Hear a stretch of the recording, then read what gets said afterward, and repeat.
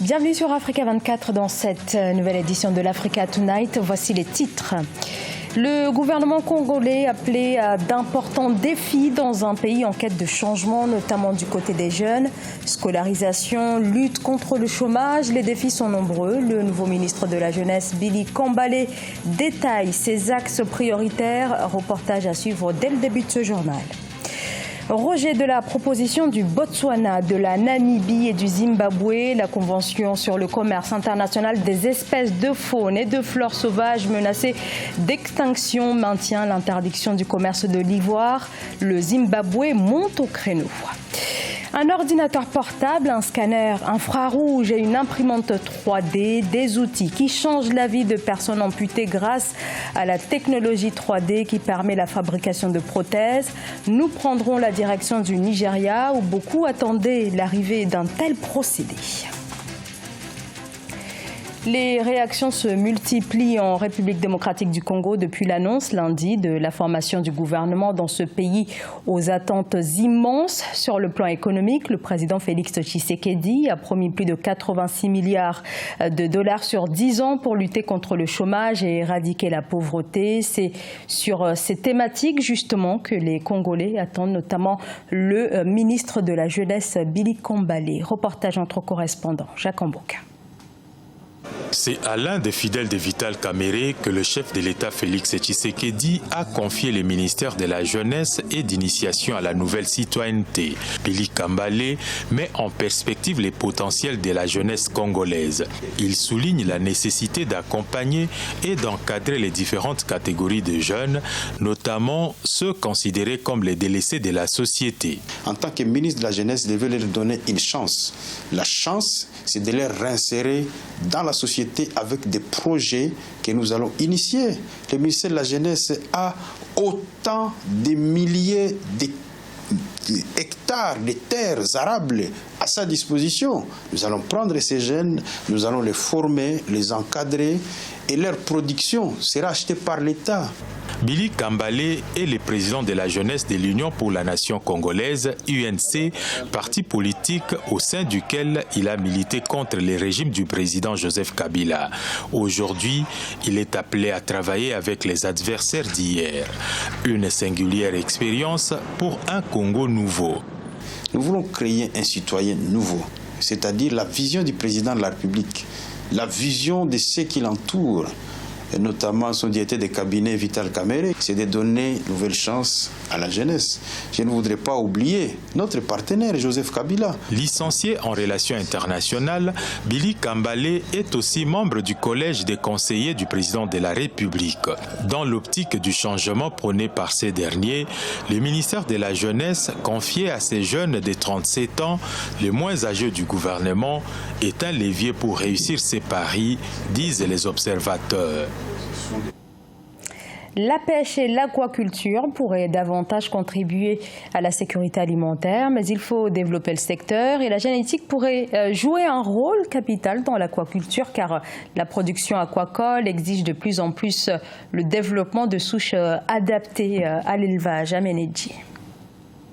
Selon un nouveau rapport de l'Organisation des Nations Unies pour l'alimentation et l'agriculture, une utilisation plus adéquate des améliorations génétiques dans le domaine aquacole, basée sur la reproduction sélective, contribuera à augmenter la production alimentaire d'ici 10 ans. Une démarche essentielle si l'on veut pouvoir faire face aux projections, faisant état d'une hausse de la demande en produits halieutiques. Il s'agit essentiellement de développer des espèces qui répondent donc aux besoins de l'heure et de leur donner des capacités de résistance face aux caprices climatiques et aussi aux enjeux environnementaux auxquels la nature fait face. Cette amélioration génétique est jugée nécessaire dans la mesure où l'aquaculture sera en première ligne pour satisfaire la hausse de la demande avec une improbable croissance des captures mondiales. Quand on va se lancer dans cette modification génétique, on va arriver à un niveau où l'agriculteur lambda, le petit agriculteur, va donc dépendre des multinationales qui elles, vont modifier les essences de façon à ce que ces essences-là ne soient plus reproductrices. Donc, l'agriculteur va devoir toutes les années se référer aux usines de production des espèces. En outre, l'Organisation des Nations Unies pour l'alimentation et l'agriculture appelle à la mise en place de politiques de protection des espèces sauvages de poissons et de programmes multisectoriels associant les ressources génétiques aquatiques à la sécurité alimentaire et nutritionnelle. Le Zimbabwe s'insurge contre le maintien de l'interdiction du commerce de l'ivoire. Ce mardi, le chef de l'État, Emmerson Mnangagwa, a dénoncé le refus de la communauté internationale de lever partiellement l'embargo sur le commerce du précieux matériau, comme le souhaite son pays qui voulait tirer parti d'une éventuelle levée de l'interdiction pour écouler ses stocks qui représentent plusieurs millions de dollars. Marcel Farba-Maroun.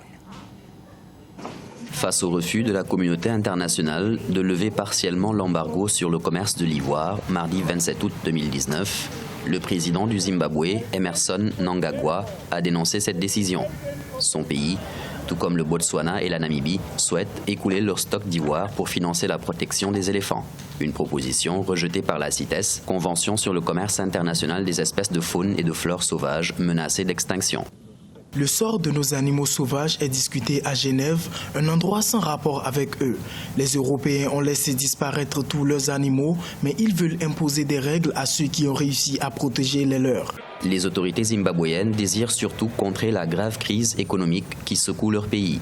À en croire le président Mnangagwa, l'éventuel écoulement de ces stocks d'ivoire permettrait au Zimbabwe d'atteindre pas moins de 600 millions de dollars qui seront destinés à soutenir les efforts de conservation de la faune. On ne peut en aucun cas, sous le prétexte d'un redressement économique, justifier la levée de l'interdiction sur le commerce de l'ivoire. Nos chefs d'État africains doivent davantage œuvrer et prendre des décisions politiques qui vont dans le sens de la mise en œuvre de l'agenda 2063 des Unions africaines. Et cet agenda met un accent fort sur la protection de l'environnement et sur le développement durable.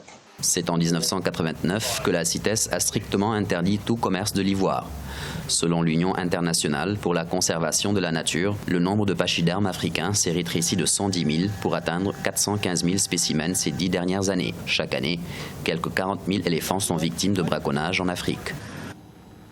Au Sénégal et à quelques jours de la rentrée scolaire, le débat est ouvert sur les manuels scolaires, des manuels qui n'ont guère évolué depuis des décennies, allant des mathématiques au français en passant par l'histoire-géographie. Et nombreux sont ceux qui jugent le contenu complètement dépassé d'un autre temps même.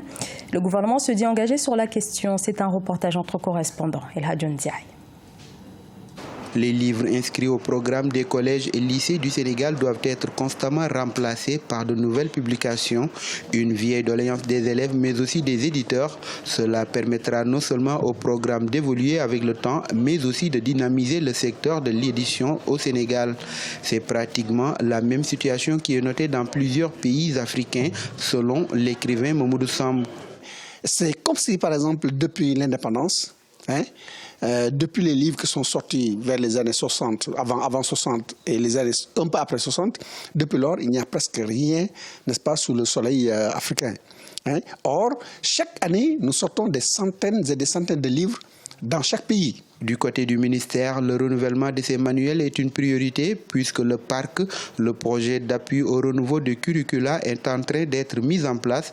Il a pour mission de revoir les manuels au niveau du moyen secondaire afin d'élaborer un curriculum unifié. Il peut arriver qu'on constate des manuels qui ont duré dans le temps et qui ne sont pas très adaptés, mais c'est lié au fait qu'on a voulu être très cohérent, démarrer par la mise à niveau des curricula avant de s'attaquer à des manuels pour ne pas faire des dépenses contre nature. Mamadou Samb donne un exemple, la Côte d'Ivoire, où les œuvres inscrites au programme sont revues tous les 2 ans pour intégrer de nouvelles publications. Il en appelle aux autres pays du continent de faire la même chose. Ceci pourrait permettre à chaque auteur de voir d'une année à l'autre son livre enseigné aux élèves. Il y aurait dans le monde 40 millions de personnes amputées, dont seulement 5% bénéficieraient d'une prothèse, des appareils très onéreux. C'est notamment le cas au Nigeria où une start-up redonne enfin espoir aux personnes amputées avec des prothèses imprimées en 3D, beaucoup moins chères et conçues sur mesure, ce qui apporte un peu plus de confort. Philomène Tine. Cette start-up technologique dans le nord-est du Nigeria est spécialisée dans l'impression des prothèses 3D pour les personnes amputées.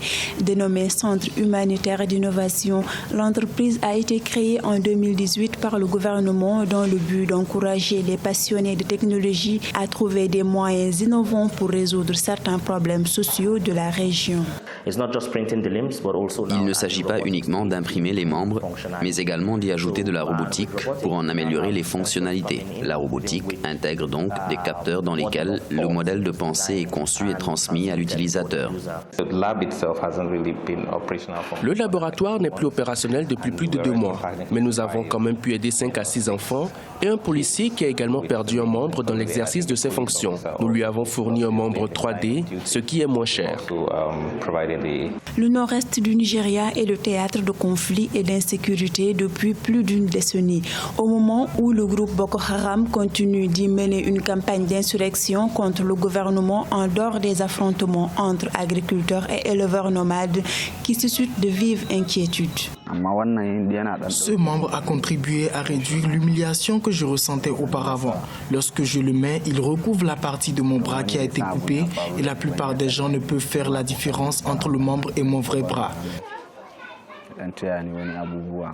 Le Centre humanitaire d'innovation offre autant de fonctionnalités de pointe aux nombreuses victimes ayant perdu un membre à la suite de violences. Ainsi, ces personnes peuvent maintenant mener leur vie avec beaucoup plus de facilité et de dignité. Ce journal a été réalisé par l'ensemble de la rédaction. Merci de votre fidélité. Dans un instant, une nouvelle édition de l'actualité sur Africa 24.